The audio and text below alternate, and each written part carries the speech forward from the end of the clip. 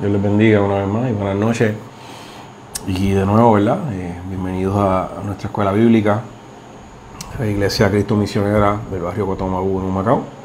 Les habla el hermano Gabriel Rojas, ¿verdad? Y le pedimos al Señor, como siempre, y al Espíritu Santo, que sea Él quien hable, ¿verdad?, a nuestros corazones, que sea quien ministre, quien dé la sabiduría sobre su palabra. Y, ¿verdad?, la sabiduría de Dios no tiene comparación. Y que entendamos, ¿verdad?, la exhortación en estas cartas de Pablo a la importancia de, además de estudiar la palabra, de enseñar la palabra. Hoy de nuevo, en esta carta a Tito, el énfasis es enseñar, ¿verdad? Así que tenemos que siempre estar fomentando y recordando la importancia de no tan solo estudiar la palabra, sino que tenemos un compromiso de enseñar la palabra.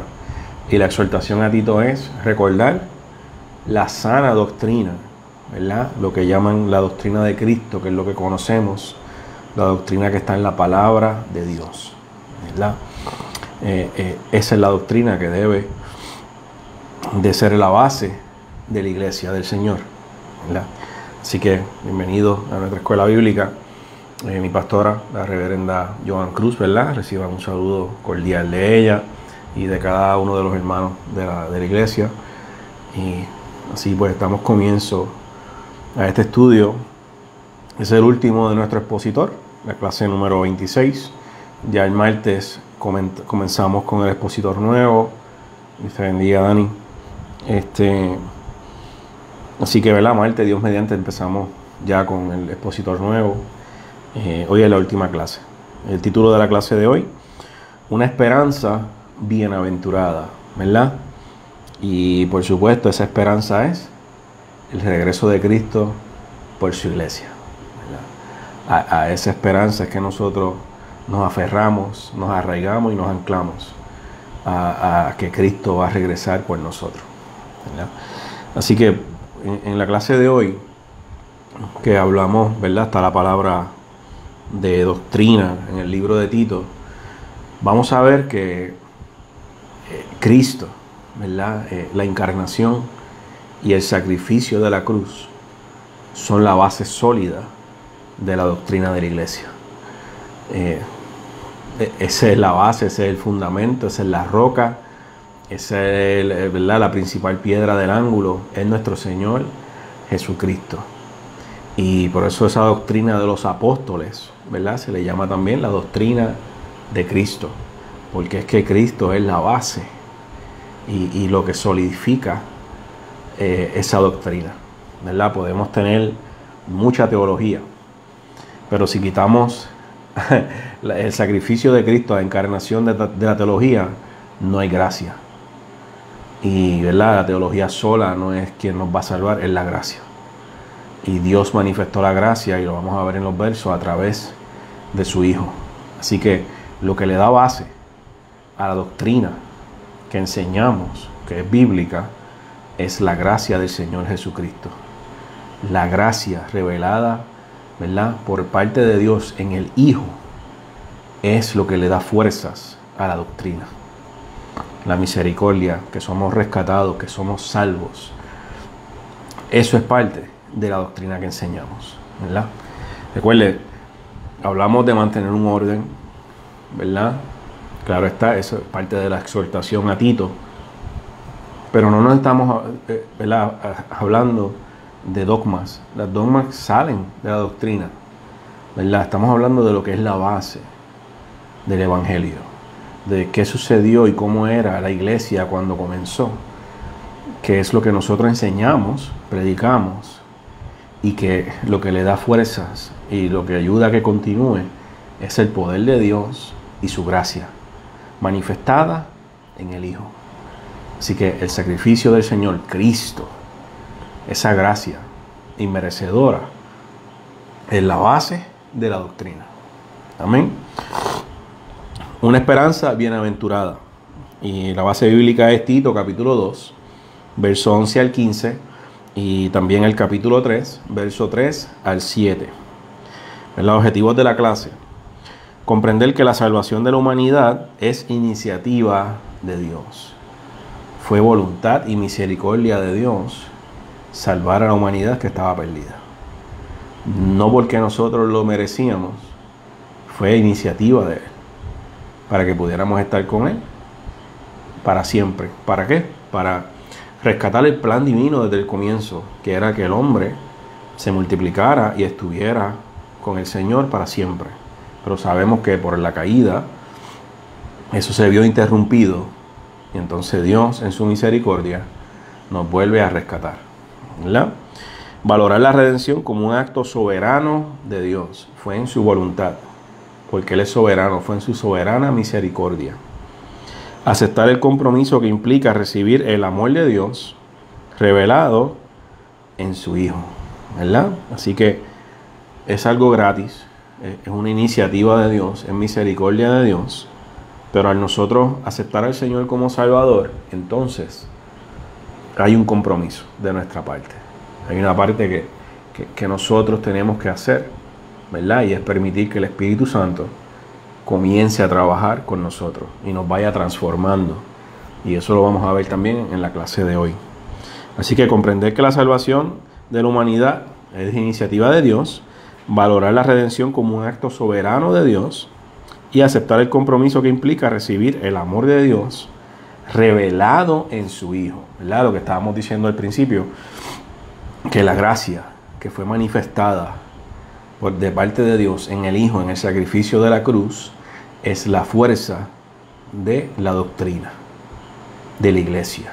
Es Cristo. En Cristo es que gira todo. Pensamiento central: Dios entregó a su Hijo amado para revelar, de nuevo, revelación, revelar al mundo su inmenso amor. Así que Dios está revelando a través del Hijo, de su encarnación, ¿verdad? Hay una revelación.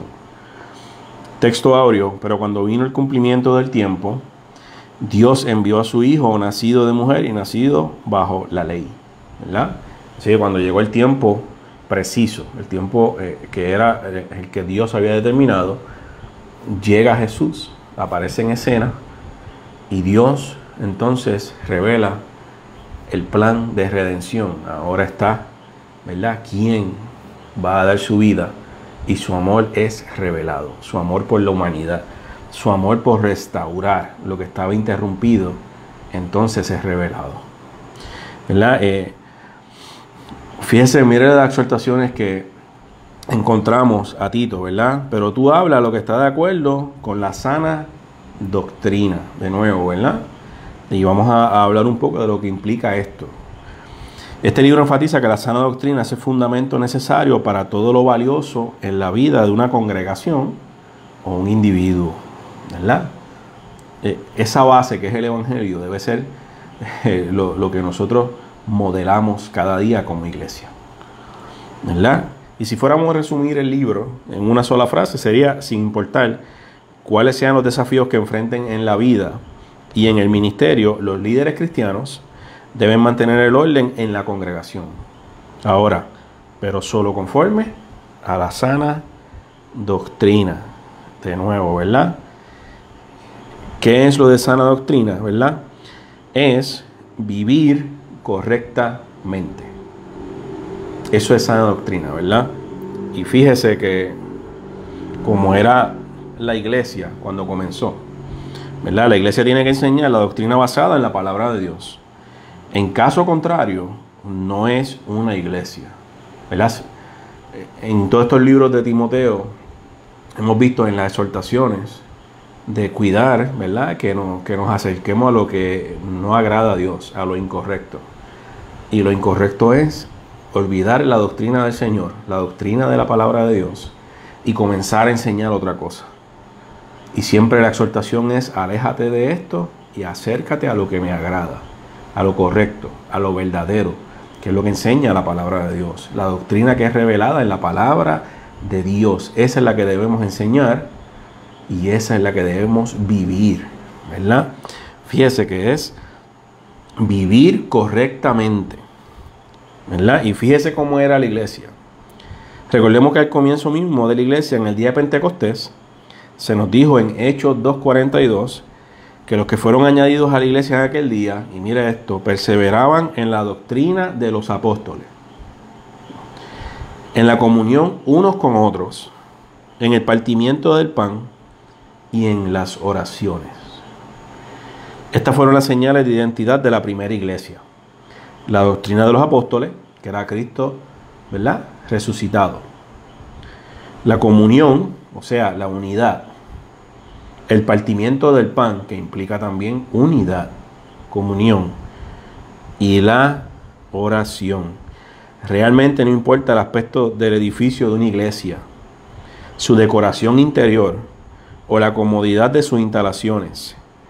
Es el mensaje que resuena desde el púlpito lo que nos dirá si la iglesia es realmente una iglesia, organizada como Pablo la entendió y como la palabra de Dios la describe. Fíjese bien, no se trata de tener un templo ostentoso, ¿verdad? Amén, si se puede tener, claro que sí, porque no estamos diciendo que sea malo. Estamos hablando que el mensaje sea un mensaje basado en lo que, ¿verdad?, Pablo y todas estas cartas están exhortando, que sea un mensaje basado en Cristo, en la gracia, en la salvación, en el perdón del pecado, en arrepentimiento. Que sea un mensaje basado en la doctrina de la iglesia, en la doctrina que enseña la palabra de Dios, ¿verdad? Entonces, vamos a entrar ahora a este libro de Tito, ¿verdad? Y vamos a ver qué sucede con esta iglesia, ¿verdad? Era un grupo de iglesias. Y Pablo envía a Tito a esta, ¿verdad?, la isla de Creta, porque había una situación en Creta bien delicada con las iglesias. Y de eso vamos a hablar un poco, ¿verdad? Y fíjese que lo que, ¿verdad?, lo que destaca a Tito, que debe destacarnos a los que son, ¿verdad?, ministros y líderes, porque estas cartas van dirigidas, sí, es para la iglesia aplicarlas, pero va dirigida a los líderes, a los pastores, para que si enfrentan, ¿verdad?, y si son confrontados con estas actitudes de herejía, falsa enseñanza, desorden, estas cartas son las herramientas que van a utilizar para reprender, ¿verdad?, para exhortar con amor y misericordia, por supuesto, y poner en orden la iglesia, ¿verdad? Porque esa es la exhortación, que van a surgir situaciones y problemas, pero nunca la iglesia debe estar en desorden. Siempre debe haber un orden. Y esa es la responsabilidad, ¿verdad?, de ministros y líderes en la casa del Señor. Y estas cartas son exhortaciones para eso mismo. O sea, herramientas para poder enfrentar cuando suceda esto, porque nos vamos a topar con esto. Esto no sucedió solamente al principio de la iglesia, ha sucedido siempre.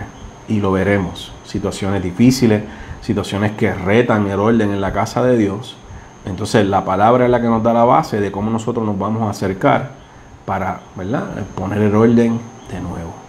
Y no permitir que un comentario, un chisme, porque todas estas cosas forman parte de lo que crea desorden en la casa de Dios, división, celos. La palabra nos va a dar las herramientas de cómo enfrentar y detener esa acción, para que pueda continuar la comunidad, la comunión, la coinonía, la unidad entre el pueblo. Porque es parte de lo que es la iglesia. Es estar unidos en oraciones, partimiento del pan, todo lo que implica comunión, ¿verdad? Inclusive cuando recibieron esa llenura del Espíritu Santo, estaban unidos, ¿verdad? La Biblia dice unánimes. Y es que la unidad es bien importante. Y Cristo, ¿verdad?, exhortó tanto y enseñó tanto sobre la unidad y el peligro de la división. Y eso es parte de la doctrina bíblica, que seamos un pueblo unido y no, ¿verdad?, apoyemos todo lo que lleve a una división, una disensión, a una herejía, a una falsa enseñanza, porque entonces dejamos de ser iglesia. Es tan sencillo como eso. Enseñamos lo que es contrario a la sana enseñanza, a la sana doctrina, estamos dejando de ser la iglesia de Cristo.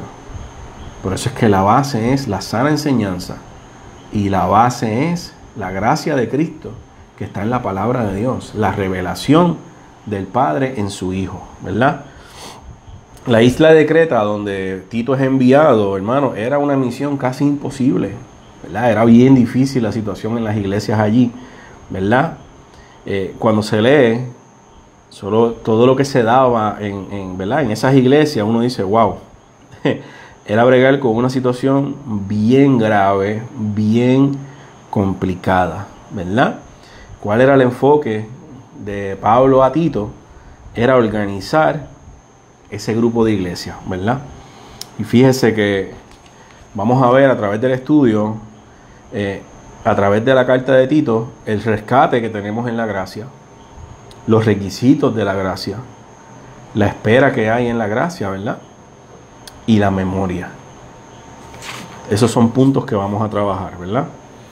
La encomienda era establecer en cada ciudad ancianos o pastores, ¿verdad? Los credenses, mire cómo eran ellos. Y esto era parte de lo que se hablaba de ellos, de las iglesias que estaban en Creta, que eran griegos. Pertenecía a Grecia y pertenece a esa área del Mediterráneo. Ellos mismos decían que Zeus estaba enterrado donde ellos estaban, en Creta, ¿verdad? Así que comenzó el turismo, ¿verdad? El mercado con eso. La gente comenzó a comprar figuras y cosas que representaban a Zeus. Pero ¿qué sucede? Los griegos enseñan que los dioses paganos, ¿verdad? Estos dioses de la mitología griega son inmortales, que Zeus no puede morir. Así que Grecia, los griegos, establecen que los que están en Creta son herejes, porque están diciendo que Zeus murió y ellos lo tienen enterrado. Así que están mintiendo con su misma religión. Imagínese esto, qué terrible era eso allí. Estaban mintiendo y aprovechándose de las mentiras de sus propias creencias, de sus propios dioses paganos. ¿Qué usted cree iba a suceder cuando llegara el Evangelio? Estaba pasando lo mismo. Llega el Evangelio a la isla de Creta, se hacen iglesias, pero entonces hay un salpa afuera. Y están, para el colmo, están los judaizantes allí también, tratando de enseñar que hay que regresar a los ritos, porque lo que Pablo estaba enseñando no era de Jesús, era de él. Así que mira lo que Tito se va a enfrentar. A unas personas que mienten con lo mismo que ellos creían, su base, que era la mitología. Llega el Evangelio, llegan los judaizantes y también comienzan a mentir sobre el Evangelio de Cristo. Y Pablo envía a Tito a enfrentar esto. Así que a esto se iba a enfrentar Tito. Entonces, no tenían pastores establecidos. Había muchas, ¿verdad? Deficiencias. Se gobernaban a sí mismos. No había orden. No había doctrina. Por lo mismo, no había fundamento. Usaban, ¿verdad?, refranes profanos como si fueran profecías, ¿verdad? Dios les bendiga a los que se siguen conectando. Así que mire la situación que en las iglesias de Creta y a lo que Tito va a enfrentar. Gente que no tenían pastores en las iglesias, o sea, estaban free willy, como dicen. No habían pastores, no había orden en las iglesias, por supuesto. No habían líderes establecidos. Se gobernaban ellos mismos. Y para el colmo estaban los judaizantes enseñando que lo que Pablo predicaba era mentira. Que había que regresar a los ritos de la ley. Que era lo que ellos, ¿verdad?, profesaban. A esto Tito es enviado a enfrentar. No es tarea fácil, hermano. Si se lo dicen a uno, no dicen, no tienes a otro que vaya. Porque es así. Mira, necesito que me ayudes en una iglesia, está esta situación, no tienes a otro. Esa es la realidad, hermano. Le huimos a eso.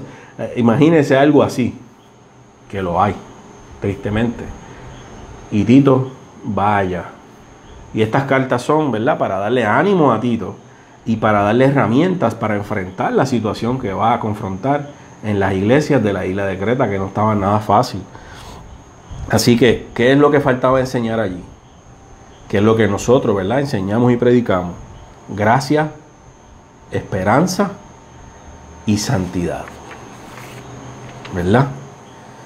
Porque esa debe ser la base de lo que nosotros enseñamos y predicamos. Gracia, que es, ¿verdad?, la clase de hoy, que es esa esperanza, es en base de la gracia de Dios, que la vemos en Cristo, la esperanza de que va a regresar, y santidad, porque Dios es santo. Eso debe ser base de lo que enseñamos y predicamos. Gracia, esperanza, santidad. Y en estas iglesias no había ninguna. Y Tito iba a llegar a poner orden y a comenzar a enseñarles la sana doctrina, que era todo lo contrario a lo que ellos estaban haciendo. No había comunión, no había fundamento, no había una base sólida en Cristo. Y Tito iba a llegar a enseñar. Y esa es la exhortación más grande de Pablo hacia Timoteo y Tito. Y es una exhortación, ¿verdad?, que nos aplicamos nosotros como iglesia. La importancia de enseñar palabra. Y más en estos tiempos. Porque en aquellos tiempos habían falsos maestros ya y falsas enseñanzas. En el siglo XXI eso está rampante. La palabra se está cumpliendo. Hombres amadores de sí mismos que tienen comezón de oír. Y nosotros nos vamos a enfrentar a eso. Y tenemos que tener una base sólida en la palabra de Dios para poder confrontar con la verdad a la mentira. Porque nos vamos a enfrentar a esa mentira. Es inevitable. Porque hay muchos ya falsos maestros en este tiempo también engañando al pueblo. Así que es una exhortación que trasciende al siglo XXI hasta que Cristo venga. La importancia de una base sólida en la palabra de Dios, en la doctrina de la palabra de Dios y la enseñanza de la palabra. Pero además de fomentar la enseñanza, aplicarnos el vivir la palabra. Esa es la parte más importante. Que esa sana doctrina se convierta en nuestra, ¿verdad?, correcta, en la manera correcta de nosotros vivir la palabra. No es solo conocerla, porque podemos conocernos la palabra de principio a fin. Amén.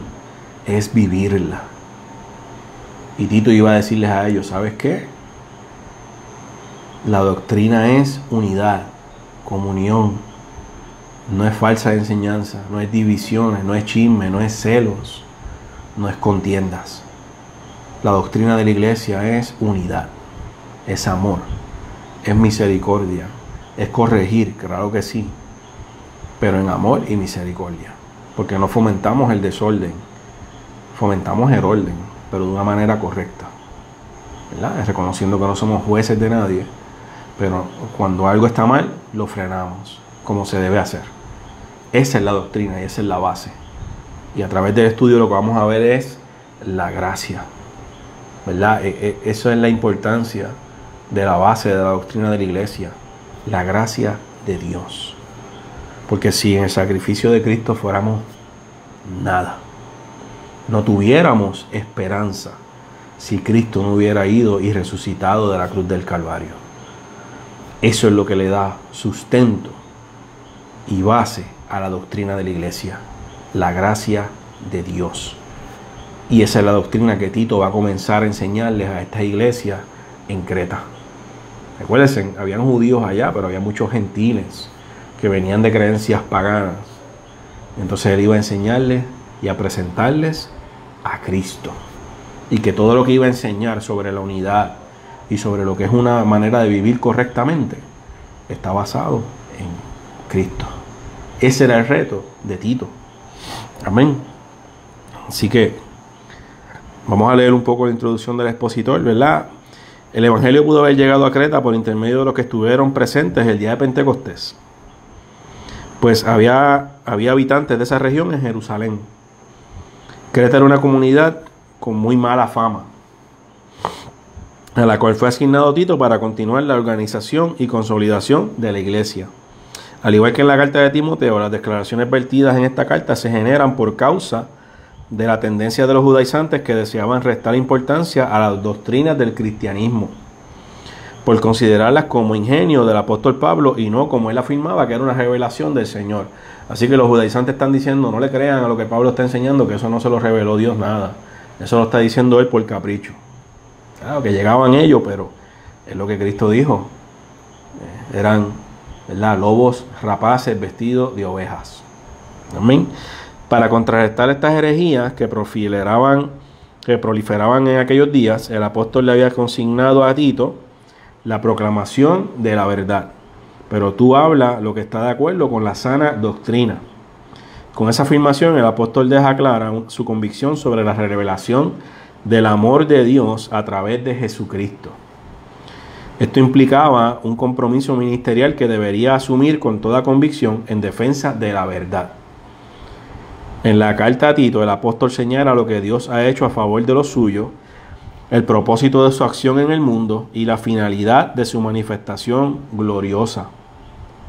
Lo fundamental de las demandas establecidas por el Evangelio reside en el inestimable valor del amor de Dios manifestado en carne, lo que denomina el escritor como la gracia, o el don inmerecido de Dios para sus criaturas.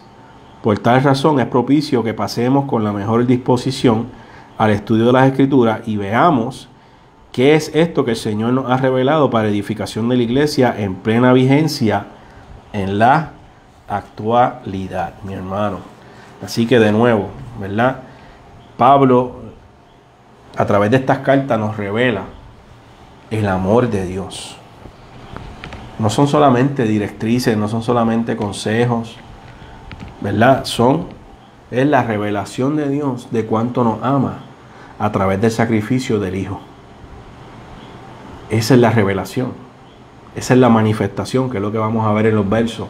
Lo que fue manifestado fue el amor de Dios. Y esa gracia es la que le da fuerza a la sana doctrina. Mire los versos, ¿verdad? Estamos en Tito capítulo 2, versos 11 al 15 y capítulo 3, de verso 3 al 7. Una esperanza bienaventurada, ¿verdad? La palabra de Dios será la gloria del Padre, del Hijo y del Espíritu Santo. Amén. Porque la gracia de Dios se ha manifestado para salvación a todos los hombres. Se ha manifestado. Manifestó a través de su Hijo para salvación. ¿A quién?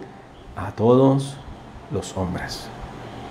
No es para unos sí, para otros no. Es para el que acepte. Pero está disponible para todos. Enseñándonos, fíjese, la gracia de Dios nos enseña. No solo nos salva.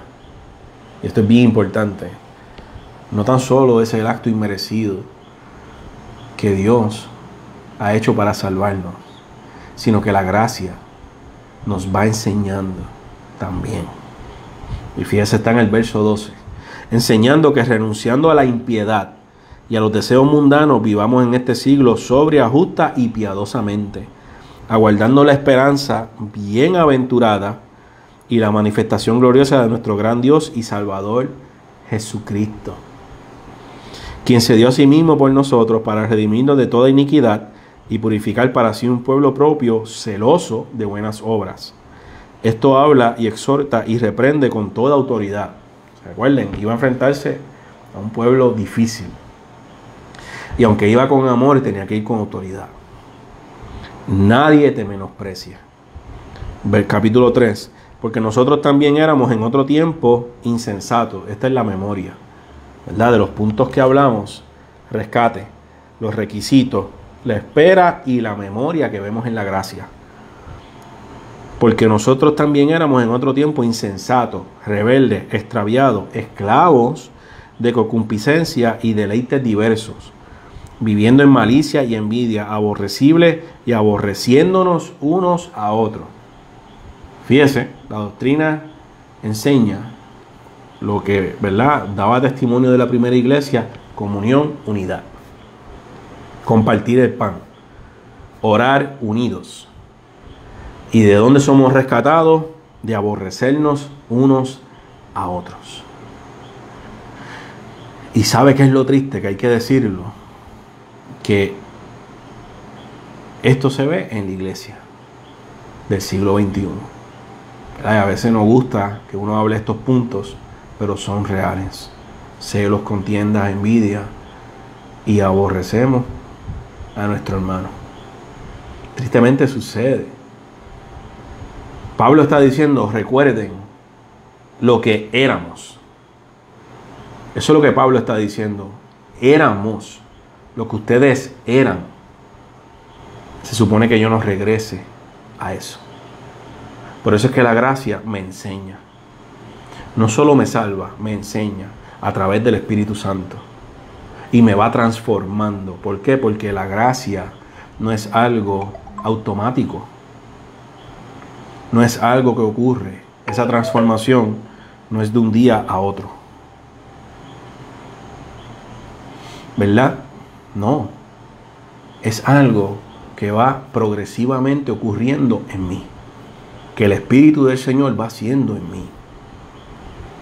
Pero ¿qué sucede? Al yo venir a Cristo, yo tengo que reconocer que ya yo no puedo practicar de donde fui rescatado. Entonces se supone que en la iglesia yo no pueda tener la acción con mis hermanos de celo, envidia, contienda y aborrecer a mi hermano. Porque está diciéndole, porque nosotros fuimos rescatados de esas actitudes, de aborrecernos los unos a los otros. Como siervo de Dios y sierva de Dios, ya eso no puede estar en nosotros. Está en pasado. Porque nosotros también éramos. Y siempre debemos recordar de dónde el Señor nos rescata. De dónde nos sacó. Pero no es para practicarlo, hermano. Es para decir, wow, quién yo era y quién soy hoy. Así que lo está diciendo. Sana doctrina, sana enseñanza, sana una correcta manera de vivir es comunión, unidad, es santidad, es reverencia a Dios. Es reconocer que la gracia de Dios es una base fundamental en lo que es la doctrina de la iglesia. ¿Qué es lo contrario? Que es una falsa enseñanza. Aborrecer a mi hermano y tener celos y contiendas. ¿Por qué? Porque de eso yo fui rescatado. Y eso se supone que yo sea una nueva criatura. Amén. Y es triste que en el siglo XXI y a través, desde que la iglesia comenzó, se ha visto entre el pueblo de Dios. Y siempre van a haber, hermanos, lobos rapaces. Siempre van a haber quien quiera enseñar una falsa doctrina y una falsa enseñanza. Por eso es la exhortación de enseñar la palabra de Dios, pero también de vivirla. Y que esa palabra sea una base sólida en nosotros para defender la verdad. Que es lo que Pablo le está diciendo a Tito. Reprende, defiende con autoridad. Así que, ¿verdad? Pero cuando se manifestó la bondad de Dios, nuestro Salvador, y su amor para con los hombres, nos salvó. No por obras de justicia que nosotros hubiéramos hecho, sino por su misericordia, por el lavamiento de la regeneración y por la renovación del Espíritu Santo, el cual derramó en nosotros abundantemente por Jesucristo, de nuevo, nuestro Salvador, para que justificados por su gracia, viniésemos a ser herederos conforme a la esperanza de la vida eterna. Así que, hermano, la gracia no solamente me salva, la gracia me va enseñando, me va transformando.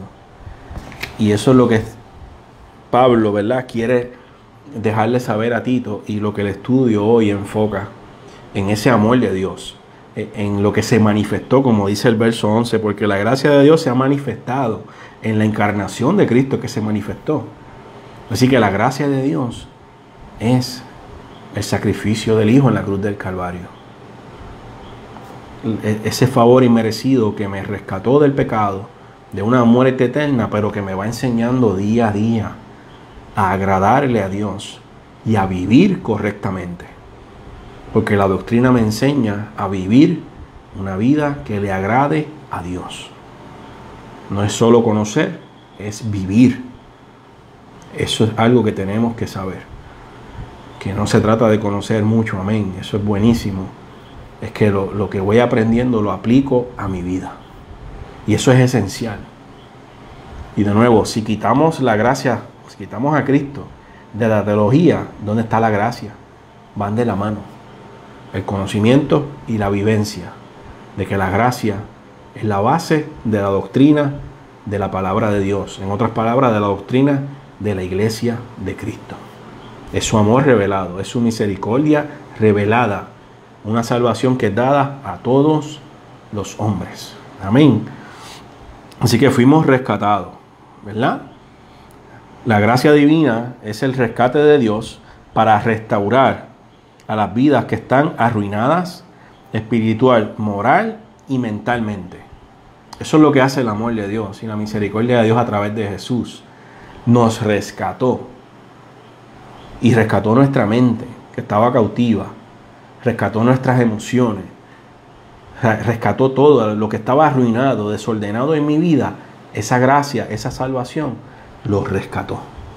Y a eso Tito va a esas iglesias, a poner orden y a enseñarles cómo vivir correctamente, porque estaban como un gallinero, hermano, como dirían en el campo, ¿verdad?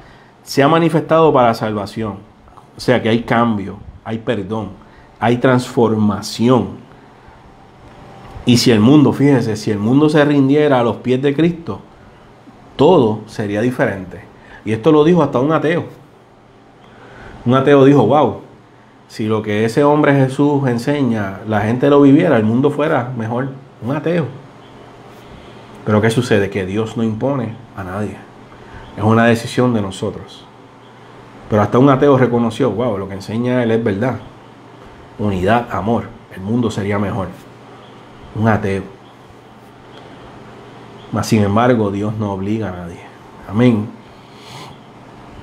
Así que Dios, que es el futuro, fíjate, porque dice que se manifestó. Y algo que se manifestó es que no estaba presente. Así que Dios, que es el futuro del hombre, aparece a la humanidad en Cristo. Dios es el futuro de la humanidad. Lo quieran aceptar o no, un día estaremos delante de Dios. Esa es la realidad. Eso es lo que Pablo está, eso es lo que, ¿verdad? Esa palabra manifestado, que en griego es epifaneo, estar, aparecer y reaparecer. Dios está allá. Aparece a la humanidad en Cristo. Y Cristo va a reaparecer de nuevo, a levantar a su iglesia y para establecer su reino. Epifaneo, ¿verdad? Y fíjense lo que significa esta palabra. Epi significa estar encima, sobre o ser el centro. Faneo es dar luz, alumbrar y brillar. Cristo es el centro y la luz del mundo. Por eso el verso dice, la gracia de Dios se ha manifestado. ¿Qué manifestó? A Cristo, que es el centro y la luz del mundo. Eso es lo que está hablando esa palabra, manifestado. Que a través de Cristo está dejando saber quién es el que nos va a salvar, quién es la luz del mundo. Por eso el Señor dijo, yo soy el camino, la verdad y la vida. Y nadie viene al Padre si no es por mí. Amén. Así que la gracia nos enseña, ¿verdad? Nos va guiando, nos va enseñando. Hay un proceso de transformación que aunque la persona que viene a Cristo no conoce toda la palabra, ya hay algo en él diferente porque ya el Espíritu está trabajando. Ya esa gracia va obrando. Y aunque no tenga conocimiento de la palabra, ya hay un cambio comenzando en él. Y es algo progresivo. Y todo esto es parte de la gracia de Dios. Que aunque yo no conozca todo, algo en mí cambió. Cuando llegué a los pies de Cristo hubo un cambio. Fui sellado y eso que me selló me va enseñando, me va guiando y me va transformando. ¿Por qué? Porque es el amor de Dios manifestado y revelado en Cristo. Amén. ¿Verdad? Miren todo lo que hace la gracia del Señor. Así que estamos llamados, ¿verdad? ¿Por qué? Porque al tener un contacto con Dios, hay un cambio, hay una experiencia con Dios, ¿verdad? Y entonces ahí es donde podemos vivir sobria, justa y piadosamente, ¿verdad? Podemos renunciar a lo que no agrada a Dios. Y esas son las cosas que tenemos el deber de enseñar. De nuevo, la exhortación sólida de Pablo siempre ha sido, que desde que estamos dando las clases de Timoteo, es enseñar, enseña.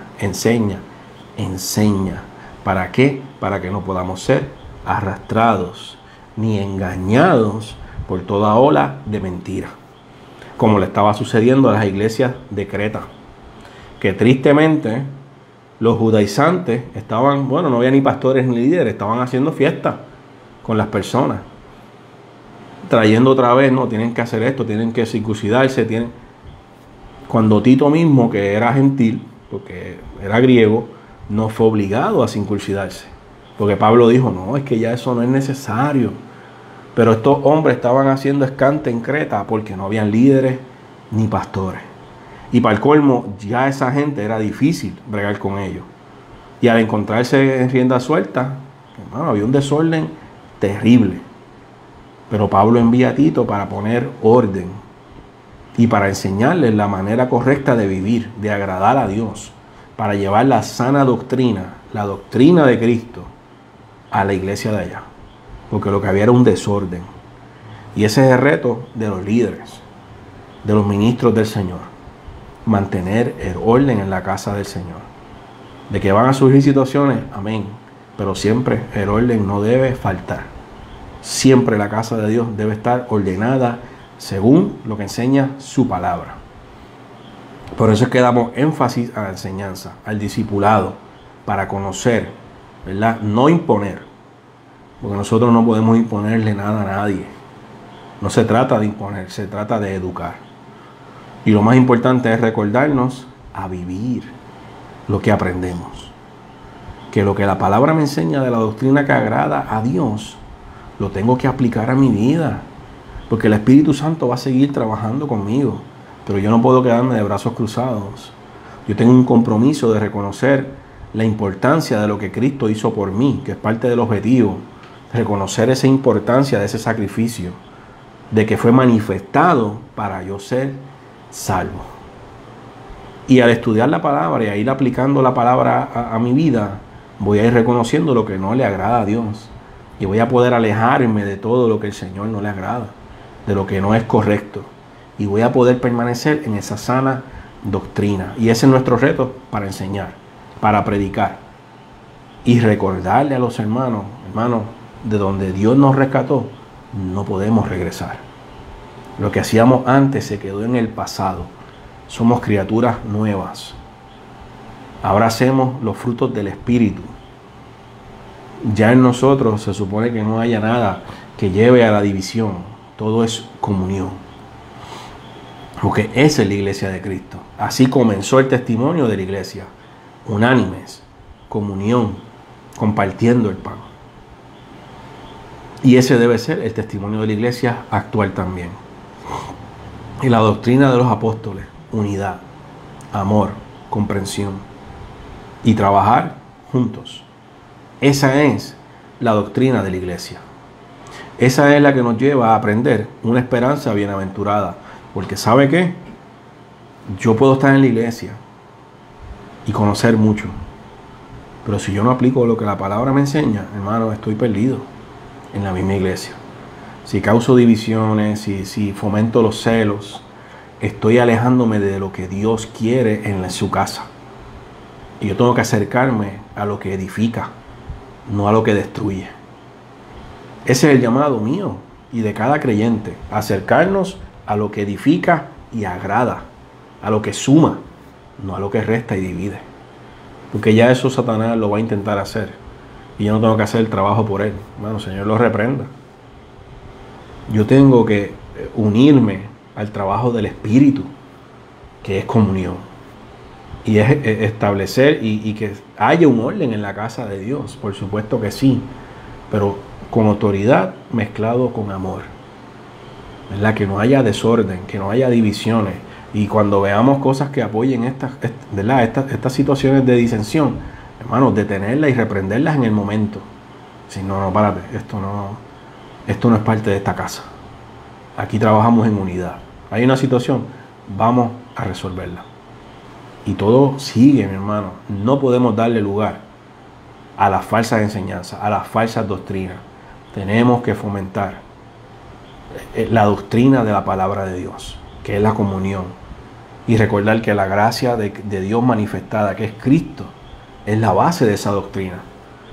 Así que si yo estoy rechazando la doctrina de la Biblia, hermano, estoy rechazando la gracia de Dios. Porque van unidas. La gracia le da poder a la doctrina. Cristo es el centro de la doctrina. No puedo decir, pues estoy con Cristo, pero no quiero estar en la doctrina de la Biblia. Y recuerden, no estamos hablando de dogmas, mi hermano. Esto no es nada de dogmas. No estamos hablando de normas. Estamos hablando de la base de la iglesia, que es la doctrina de Cristo, la doctrina de la palabra de Dios, que es lo que no se puede alterar. No hay forma de alterar la doctrina. Es inalterable, es una. La doctrina que Cristo estableció en su iglesia, con entregar su vida en la cruz del Calvario. Eso es inalterable. No estamos hablando de nada de que tenga que ver con dogmas. Estamos hablando de algo que jamás puede cambiar en la iglesia. Y es vivir correctamente, vivir como le agrada a Dios y ser una iglesia que agrada a Dios. Eso es inalterable. Por eso es que estas cartas son unas exhortaciones a líderes, a pastores, para establecer y llevar un orden en la casa de Dios. Y poder corregir cosas que van a ir surgiendo porque es inevitable. Cristo lo dijo, se van a enfrentar a esto, se van a enfrentar a lobos rapaces, se van a enfrentar a gente que van a querer dividir, que van a querer engañar al pueblo. Eso lo vamos a enfrentar.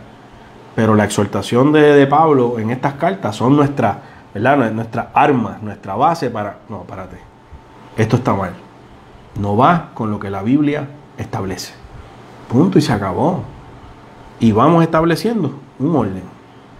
Y somos una iglesia que no solo enseña la doctrina, sino que vive también lo que enseña.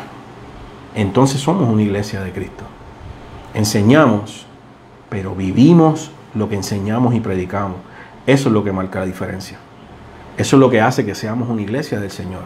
Que vivimos esa esperanza y esa santidad de Dios. Y que entendemos que es algo progresivo, que no somos perfectos, pero que Dios va trabajando con nosotros. Y a mí me toca obedecer lo que Dios quiere con mi vida. Porque entonces yo voy retrasando la transformación. No Dios. Dios no me va a obligar a transformar, mi hermano. Si yo hago fuerza, Él dice, ok. No, mi hermano, yo tengo que ceder. Y dejar que Dios me siga transformando para entonces yo poder ser parte de esa comunión y esa unidad en la casa del Señor. Esa es la sana doctrina. Es vivir correctamente. Y esa doctrina está en base con el sacrificio de Cristo, con la gracia de Dios. Y es algo que tenemos que entender. Que la gracia le da fuerza a la doctrina. Tenemos que recordar eso. Y que la gracia, además de salvarme, me enseña. Me va transformando. Es lo que Dios va haciendo en mi vida cada día. Si yo se lo permito. Y ese es el llamado de nosotros como iglesia.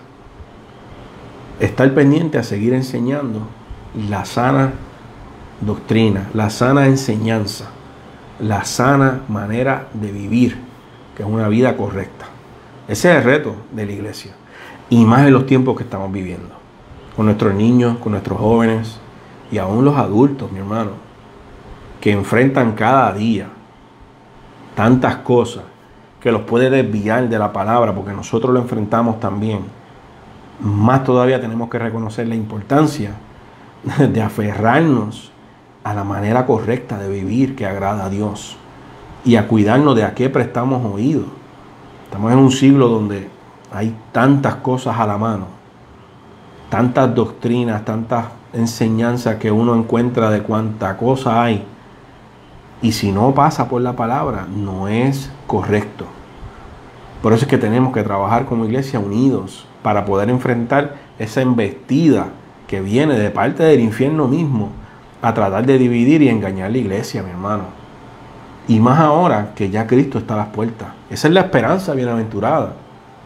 Eso es lo que nosotros estamos esperando, que nuestro Salvador regrese. Y es ahora cuando más debemos aferrarnos a la doctrina de la palabra de Dios, a lo que la palabra enseña. Nos tenemos que aferrar, porque es triste que al sonar la trompeta seamos sorprendidos. Eso es triste. Va a suceder, hermano. Va a suceder. Nosotros tenemos que aplicarnos a la palabra y no ser de los que van a ser sorprendidos. Que no sea para nosotros como un ladrón en la noche. No, mi hermano, no. Sea algo que estamos esperando ya. Y eso es lo que se ha perdido de la doctrina de Cristo. Hay una esperanza bienaventurada. Entonces se supone que yo esté esperando que el Señor venga. Que era algo que marcaba la iglesia primitiva, ¿verdad? Y no podemos comparar, pero era que ellos, desde que Cristo fue levantado, ellos estaban esperando que Él regresara. Ya, todos los días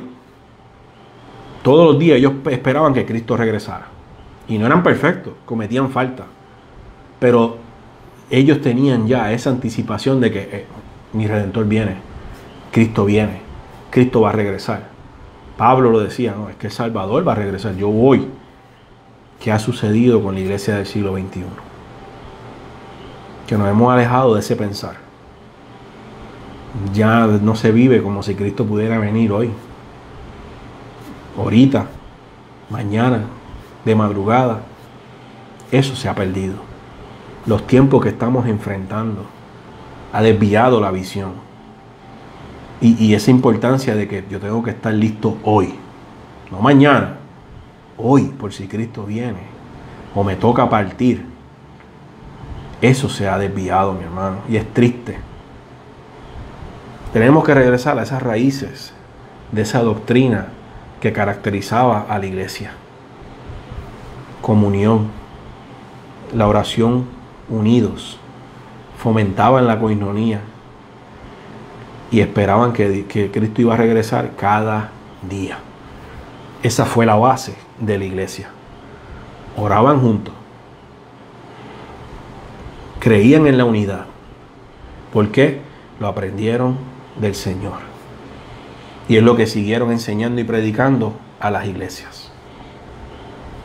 A mí me toca. Por eso es que les digo que no es tan solo enseñar lo que es la doctrina, que es una manera correcta de vivir, es aplicarlo. Es que yo pues conozco que, ok, amén, Cristo viene, esto es lo que agrada al Señor, la unidad, lo sé, amén, pero lo vivo, lo aplico.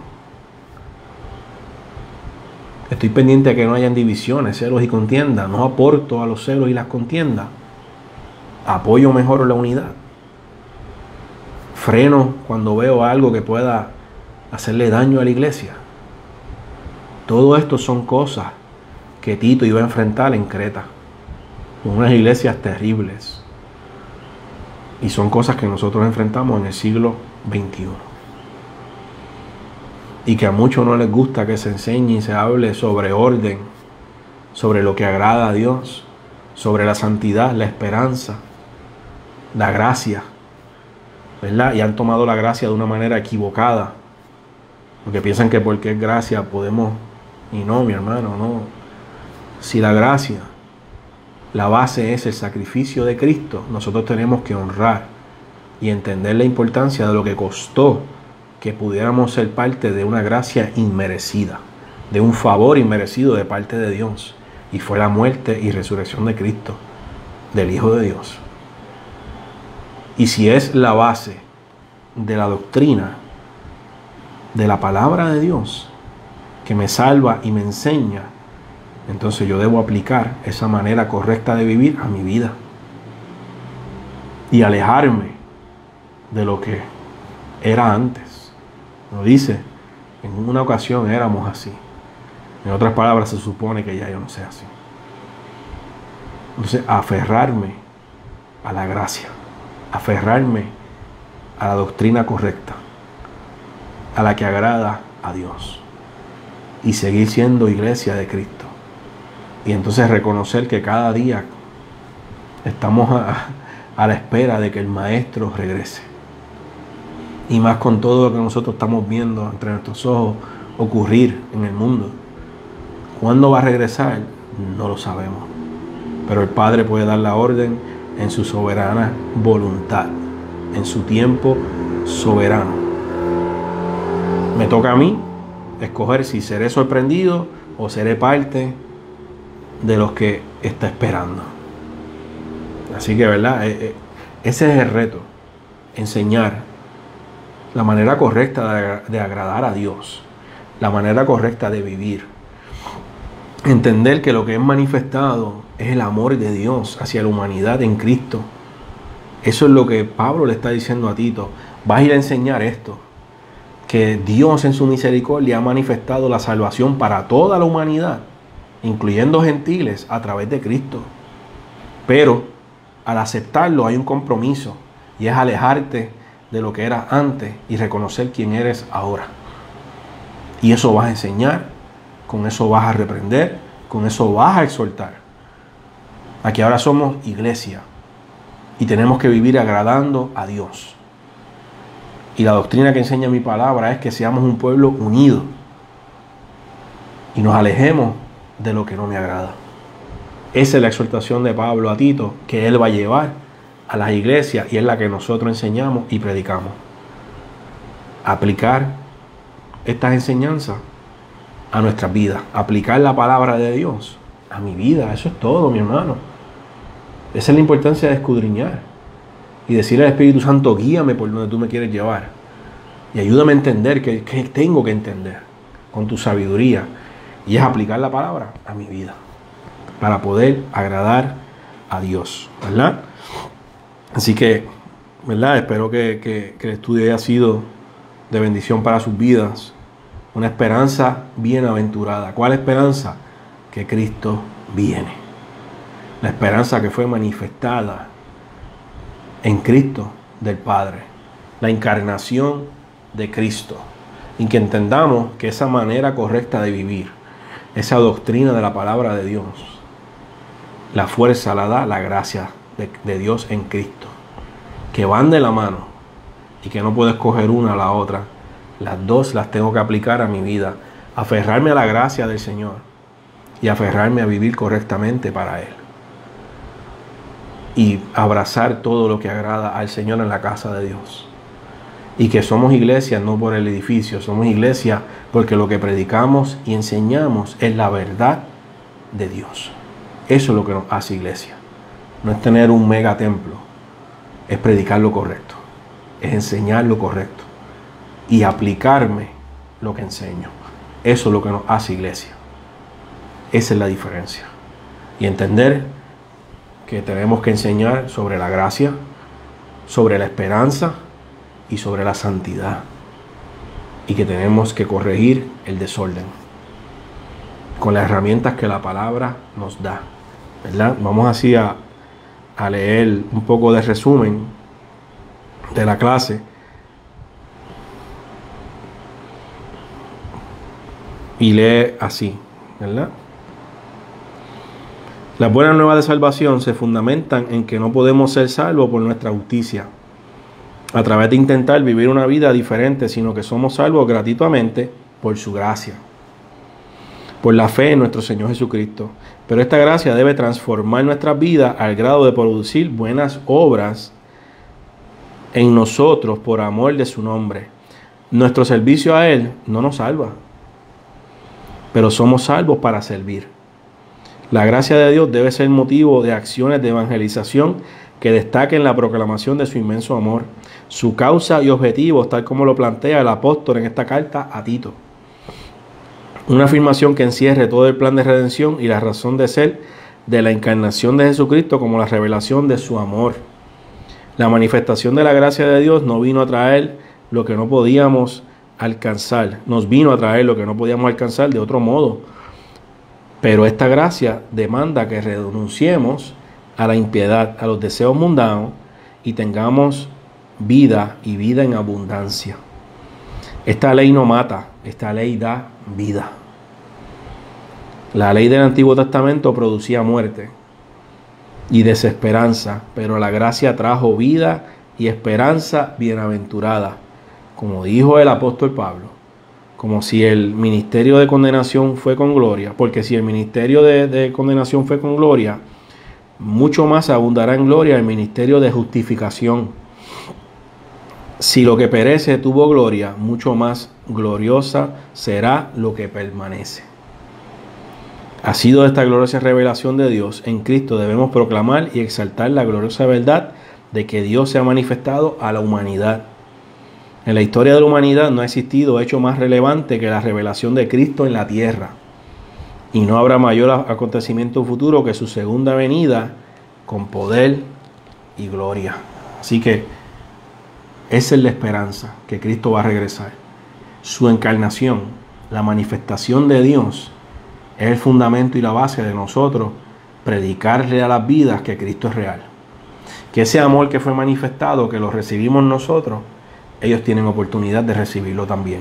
Fue manifestado para todos. No todos lo aceptarán, pero todo el que lo acepte es recibido en los brazos del Padre. Y que esa gracia es la base de la doctrina que enseñamos y vivimos. Así que, ¿verdad? Dios les bendiga. Espero que el estudio haya sido, ¿verdad? El Espíritu Santo haya ministrado a sus corazones. Y mañana tenemos nuestro culto de damas en la iglesia. Si deseas llegar a algún lugar y no tienes dónde congregarte, ¿verdad? Eres bienvenido en la casa del Señor, en la ICM de Cotomaú.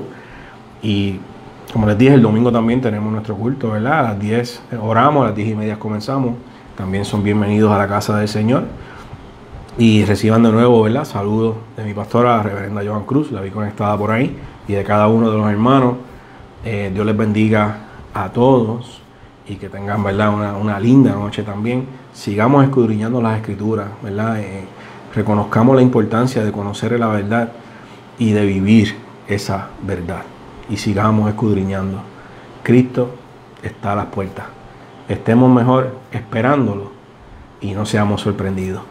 Así que el Señor les bendiga y buenas noches.